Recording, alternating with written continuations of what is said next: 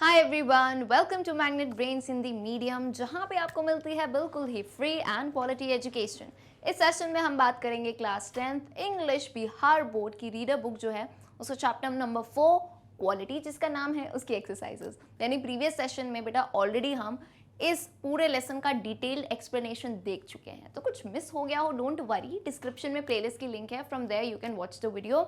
इस सेशन में हम एक्सरसाइजेस देखेंगे, जो भी इंपॉर्टेंट क्वेश्चंस है जो एग्जाम में आ सकते हैं उन्हें कवर करेंगे। So this is your English educator Palak Rakhiyani, stay tune with me. आ जाओ भाई, आगे बढ़ते हैं। और आगे बढ़ो उससे पहले एक ज़रूरी इन्फॉर्मेशन दे देती हूँ, है ना, फटाफट से। क्लास 8 से लेकर 12 तक आपको मिलती हैं मैग्नेट ब्रेन्स हिंदी मीडियम पे डिटेल्ड नोट्स सभी सब्जेक्ट्स के। यस भाई, नोट्स यानी जिनसे आपको बहुत ज़्यादा हेल्प मिल सकती है साल भर and also during your exams. तो नोट्स को कहाँ से लेना है, सिंपल सा प्रोसेस है। डिस्क्रिप्शन में नोट्स के लिए एक लिंक दी गई है, वहीं से आप उन्हें ले सकते हैं। Let's begin with the session. आ जाओ भाई, इंपॉर्टेंट क्वेश्चन है ये। क्वेश्चन नंबर 1 मैं बताती हूँ, ये जो आपकी बुक में ही ऑलरेडी क्वेश्चंस दिए हैं। नाउ रीडर बुक में से आपको डिटेल क्वेश्चंस आते हैं, है ना, कभी कभार छोटे वाले भी आते हैं, डिटेल भी आते हैं, तो हम सब टाइप के कवर करेंगे। So number 1, who was mister Gessler, how did the author know him? So this is a very good question, जिनके ऊपर हमारी पूरी कहानी है। मिस्टर जेस्लर जो कि एक बूट्समैन थे। बूट्समैन बेसिकली कौन यार, जो जूते बनाता है, यानी लंदन की कहानी है ये खुद तो रशियन थे मिस्टर जेस्लर, लंदन की कहानी है। तो अभी तो खैर बड़ी बड़ी फर्म्स आ गए हैं, बड़ी बड़ी शॉप्स आ गई हैं, लेकिन ऐसे भी कुछ बूट्समैन हैं जो कि आर्टिस्ट होते हैं, जो लेदर से खुद भाई अपने हाथों से जूते बनाते हैं। तो mister Gessler was one of them. तो आपको बताना है मिस्टर जेस्लर कौन है स्टोरी में, और ऑथर जो है उन्हें कैसे जानते थे। So mister Gessler was a German shoe maker who had settled in London. German shoe maker थे, ठीक है, वो जो कि लंदन में सेटल हो गए अब। The author knew him since his young age because he made his father's boots. तो ऑथर उन्हें कैसे जानते थे? वो अपने बचपन से ही उन्हें जानते थे, क्योंकि उनके पिताजी तो जो थे, उनके पापा जो थे, उनसे बूट्स बनाया करते थे, बनवाया करते थे। ठीक है, क्लियर है? चलो, very simple answer. Moving on to question number 2, What was the author's opinion about Mr. Jessler as a shoemaker? तो अब आपको बताना है, जो हमारे नरेटर हैं उनका ओपिनियन क्या था कि मिस्टर जेस्लर किस तरह के बूट्समैन या शू मेकर थे। तो हमें पता है उनकी तो भाई तारीफ जितनी करो उतनी कम है। तो यहाँ देख लेते हैं हमने आंसर को किस हिसाब से कोट किया है। The author's opinion about mister Gessler as a shoe maker was that he was an artist because he had an artist skill, pride and respect for his trade. Artist basically बेटा हम किसे कहते हैं? Someone who is like, अपन हिंदी में बात करें तो कलाकार कहते हैं, है ना। अब कला जैसे क्या होती है, अगर कोई पेंटिंग करता हो, है ना, तो वो पेंटर हो गया, ही इज एन आर्टिस्ट। कोई डांसर हो गया, कोई सिंगर हो गया। तो वैसे ही जूते बनाना भी एक बहुत ही बढ़िया आर्ट है, एक कला है। तो इसीलिए जो है शू मेकर को, यानी मिस्टर जेस्लर को, नरेटर क्या मानते हैं? एक आर्टिस्ट हैं, क्योंकि उनको कला के लिए इतना डेडिकेशन दिया है उन्होंने, and he was very proud of what he was doing, right. So is this clear? चलो स्क्रीनशॉट ले लिया करो आंसर्स के। Moving on to question number 3, the work style of mister Gessler was unique, explain. Mister Gessler के काम करने का तरीका काफ़ी अलग था बाकियों से, जो बड़ी बड़ी कंपनीज हैं जो कि रेडीमेड जूते बना के आपको दे देती हैं।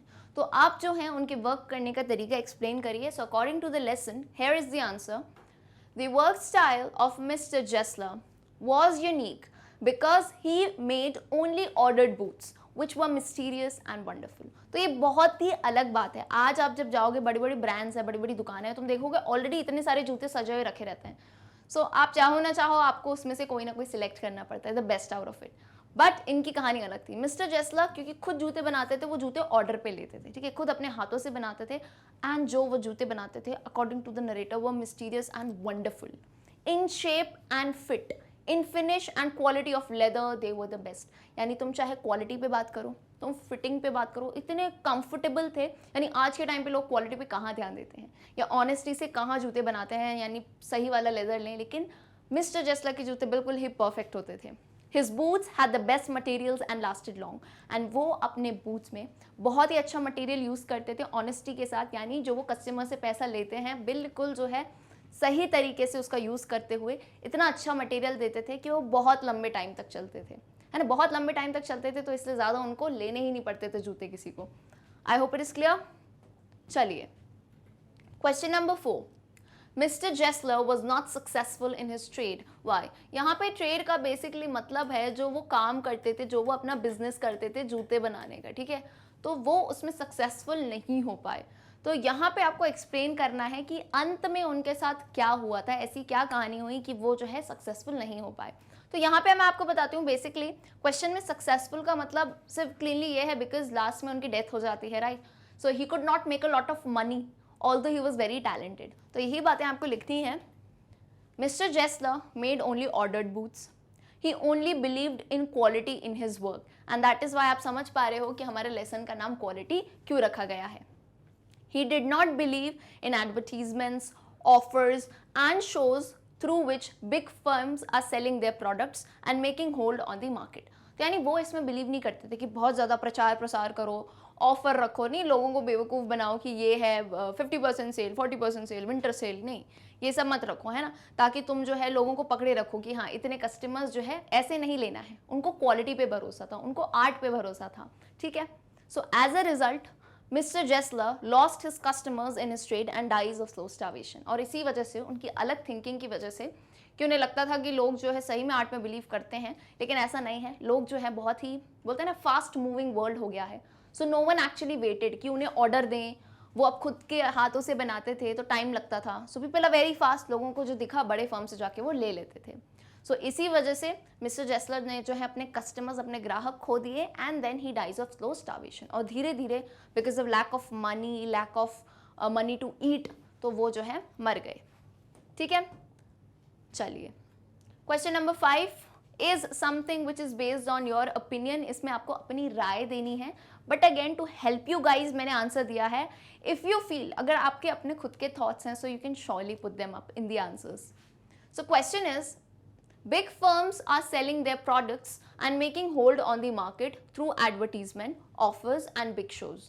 यानी हमें पता है जो बड़ी बड़ी कंपनियां हैं, बड़े बड़े ब्रांड्स हैं, कैसे कितनी क्रिएटिव एडवर्टीजमेंट करते हैं, यानी ऐसे ऐसे वर्ड्स यूज़ करते हैं जो कस्टमर्स को, देखने वाले को बिल्कुल ही ना उसका माइंड पकड़ ले। कि आप सबसे पहला वर्ड तो कोई भी इंसान हो, सेल सुनते ही बिल्कुल ही बढ़िया होता है, अरे इतने बड़े ब्रांड पे जो है सेल लगी है। तो ये सारी चीज़ें देख के वो ऑडियंस को जो है अपनी जगह कैप्चर करते हैं। Low scaled and skilled artist are being out of trade, और इसी वजह से जो बहुत बड़ा जिनका बिजनेस नहीं हो और जो अच्छे अच्छे आर्टिस्ट्स हों, वो जो है कहीं ना कहीं पीछे छूटते जा रहे हैं। How? Give your opinion with reference to the lesson. तो ये सब कैसे हो रहा है, आप जो है जो आपने लेसन पढ़ा है क्वालिटी, उसके रेफरेंस में बताए। यानी यू श्योरली हैव टू, आप थोड़ी ही बात करोगे बिग फर्म्स और स्मॉल फर्म्स की, एंड देन आप मिस्टर जेस्लर का एग्जाम्पल देके इस आंसर को समझाएंगे। So here is the answer. Big firms are making of the market. They are having enough जो है financial capacity to advertise their products and make a strong market and demand. यानी उन लोग के पास वैसे इतना पैसा खाते हैं वो लोगों से, तो उनके पास इतना पैसा है वो बहुत सारी एड्स कर सकते हैं, और जो है बड़े बड़े फिल्म सेलिब्रिटीज़ को भी वो ले लेते हैं, है ना, क्योंकि लोग काफ़ी इन्फ्लुएंस होते हैं सेलिब्रिटी से, तो उन्हें डाल देंगे अपनी एड्स वगैरह में। They get commercialized with pomp and show and take over the market. The small ones are not able to compete or even face them. तो भाई जो छोटे छोटे आर्टिस्ट हैं वो कहाँ से लाए इतना पैसा, कैसे वो सेलिब्रिटीज़ को एज अ ब्रांड एम्बेसडर बनाए या ये सब करें, तो इसी वजह से वो पीछे छूटते जा रहे हैं। ये पहले पैराग्राफ में आपने बात की। And now come to the story, ठीक है। सो इस वे से आप बाकी आंसर्स भी अपने हिसाब से बना सकते हैं, ठीक है। ये एक सजेशन है कि अगर ये इस टाइप ओपिनियन टाइप के क्वेश्चन पूछें तो पहले उसकी बात करो, जो आपको बात कही गई है, एक काइंड ऑफ एन इंट्रो दे दो, and then come to the lesson, है ना। लेसन का आपको क्या देना है, रेफरेंस देना है। So in the story quality we saw that mister Gessler makes only ordered boots which happen to be mysterious and wonderful and which never fail to fit. यानी स्टोरी की बात हमने की है कि वो ऑर्डर जूते लेते थे जो कि बहुत ही बढ़िया होते थे, and which never fail to fit, यानी ऐसा कोई दिन नहीं था जब उनके जूते जो हैं खराब बने हो या फिटिंग के नहीं हो, यानी every time they were perfect and comfortable. In case a customer complains about his shoes, he pays back his money. And ये भी केस हो चुका है, मतलब उनके पास कभी भी कोई कस्टमर आके कंप्लेन करता था कि आपके जूते में ऐसा हो रहा है, वो लिटरली चाहे वो कितने भी दिन बाद आए, वो उन्हें पूरा का पूरा पैसा वापस दे देते हैं, unlike big firms, right. So he feels that big firms have no self respect and they do business by advertising and not by work. तो उन्हें यही लगता था कि जो बड़े बड़े फर्म्स, इनका खुद का कोई सेल्फ रिस्पेक्ट है ही नहीं, सिर्फ ये धंधा किससे कर रहे हैं, क्वालिटी से नहीं कि जूता अच्छा है, नहीं, उनकी मार्केटिंग टेक्निक से, उनके एडवर्टीजमेंट से कि भाई हमारे ब्रांड एम्बेसडर तो ये वाले हीरो हैं, ये वाली हीरोइन है, इस टाइप से वो आगे चलते हैं। काम से तो बहुत ही कम परसेंट पे चलते हैं। All his money goes in paying the shop rent and purchasing the leather of best quality। तो यानी उनका ज़्यादातर पैसा कहाँ चला जाता था कि वो जो है अपने जूते इतने बढ़िया बनाते थे कि बिल्कुल अच्छी क्वालिटी का वो लेदर यूज़ करते थे, और जो है दुकान का रेंट भरते भरते ही उनका सारा पैसा जो है चला गया। So he has no money to get food and ultimately he dies of slow starvation। and जो है फिर यार अब वो इतना पैसा बना नहीं पाए, and now he was getting old। तो उनके पास इतना भी नहीं था कि वो बहुत सारे ऑर्डर्स भी ले पाएँ, खैर कस्टमर्स भी चले गए थे उनके, तो उनके पास ना खाना बचता है खाने को, and then he dies of slow starvation. So this is your answer, I hope it is clear. Question number 6। अब क्वेश्चन नंबर 6 क्या है, it says suppose you are one of the customers of mister Gessler's shop. You know how Mr. Jessler struggles for the existence of his trade. What will you suggest to protect the trade from the onslaught of big firms? I want only you all to answer this। ये आपके लिए एक छोटा सा homework है ना।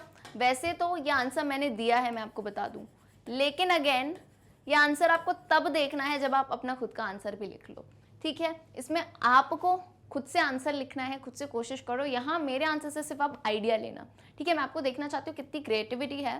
Question कहता है आपको सपोज करना है कि आप जो है मिस्टर जेस्लर के कस्टमर हो।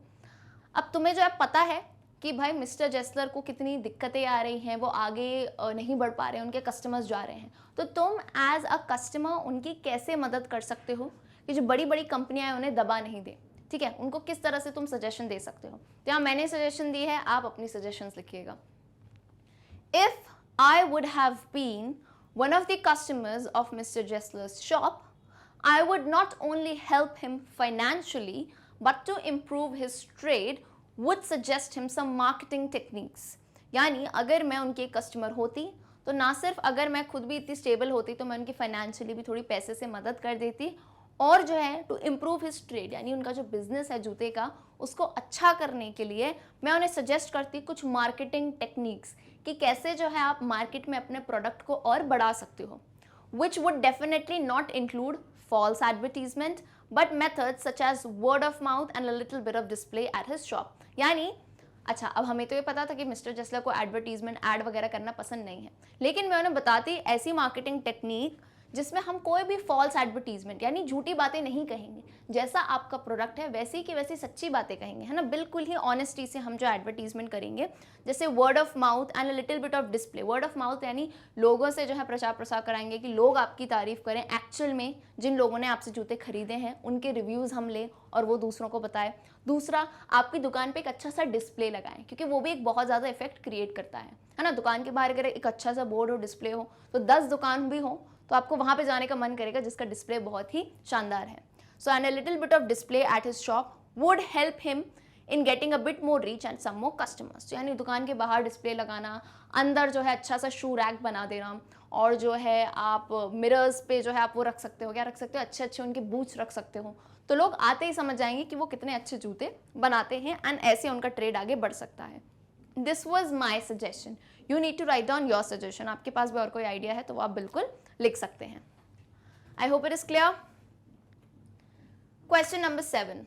The story of Mr. Jessler is the story of the struggle of an individual artist against industrialization that threatens to devour individual artist and tradesman explain। तो यानी जो हमने कहानी पढ़ी है मिस्टर जेस्लर की, कहीं ना कहीं हमें पता है कि वो एक आर्टिस्ट थे, तो ये चीज़ ऐसी दिखाती है कि जो बहुत अच्छे आर्टिस्ट हैं वो कहीं ना कहीं दबते जा रहे हैं, उनकी कला दबती जा रही है। तो आपको इस बात को लाइमलाइट पे रख के एक्सप्लेन करना है कि कैसे इंडस्ट्रियलाइजेशन, बड़ी बड़ी कंपनियां इन चीज़ों को दबाती जा रही हैं। So kind of question same है, पूछने का तरीका थोड़ा अलग है। प्रीवियसली भी हमने एक बिग फर्म्स वाला क्वेश्चन सॉल्व किया था, तो वो उन्होंने एग्जैक्टली जूते के बारे में कहा था। ये क्वेश्चन थोड़ा कला के ऊपर है, यानी आर्ट और आर्टिस्ट के ऊपर है। So mister Gessler, who happen to be a shoe maker, was an extraordinary artist who made each shoe with precision and all of it fit his customers perfectly। ठीक है, he never believed in compromising the quality and despised the new trend of advertising and marketing and neglecting the quality instead. Despised का यहाँ पे मतलब होता है hate, है ना, यानी नापसंद, despised. तो यानी उन्हें ये सब मार्केटिंग करने की टेक्निक, झूठे झूठे एडवर्टीजमेंट करना उन्हें नहीं पसंद था. However, he could not keep up with the rapid industrialization that demanded that for the product to be sold, it needs to be marketed and showcased. So यानी उन्होंने इस बात, ये सारी चीज़ें तो उनकी अच्छी थी, लेकिन again because of all such type of ideas वो जो है मैच नहीं कर पाए, जो इतनी बड़ी बड़ी इंडस्ट्रीज ग्रो कर रही थी उनको वो टक्कर जो है नहीं दे पाए. So he died of starvation and his craftsmanship died along with him. तो यही है कि एक कलाकार जो है इतना ऑनेस्ट है, उसमें सब कुछ है, बट अगेन ये इतनी बड़ी बड़ी जो इंडस्ट्रियलाइज है, मार्केट है, शार्क्स हैं, ये सब इन्हें खाए जा रहे हैं. शार्क्स का यहाँ पे मतलब है पानी वाले शार्क्स की बात नहीं है, जो बड़ी बड़ी कंपनीज हैं उन्हें हम एज शार्क्स रेफर करते हैं बिजनेस में. तो ये जो है छोटे छोटे आर्टिस्ट को खाए जा रहे हैं और उनकी कला जो है दबती जा रही है. सो इसी तरह से मिस्टर जेस्लर भी he died of starvation and his craftsmanship died along with him. कलाकार भी गया और उनकी कला भी जो है उनके साथ चली गई. ठीक है, so I hope it was clear. छोटे छोटे आंसर्स थे जो कि बहुत हेल्प मिलेगी भाई, एग्जाम में आ सकते हैं, तो अच्छे से अपनी पढ़ाई करो. एंड अगर वीडियो पसंद आया हो so do tell me in the comment section. So magnet brains के भाई दोनों मीडियम में चैनल्स हैं, आपको फटाफट से बता देती हूँ कि हमारा English medium, Hindi medium, both the channels are there. UP board, Bihar board, CBSE, all the videos आते हैं. सो आप जो है अपने आप को बिल्कुल डिस्क्रिप्शन में दी गई लिंक से गाइड कर सकते हैं. नोट्स तो अवेलेबल हैं ही. एंड वन मोर थिंग, अगर आप चाहते हैं सारी अपडेट्स लेना तो आप हमारे सोशल मीडिया हैंडल्स यानी इंस्टाग्राम पे भी आप हमें फॉलो कर सकते हैं, ताकि जितनी भी नई चीज़ें हों कुछ भी आप मिस नहीं करें. See you all in the next session. Till then, good bye.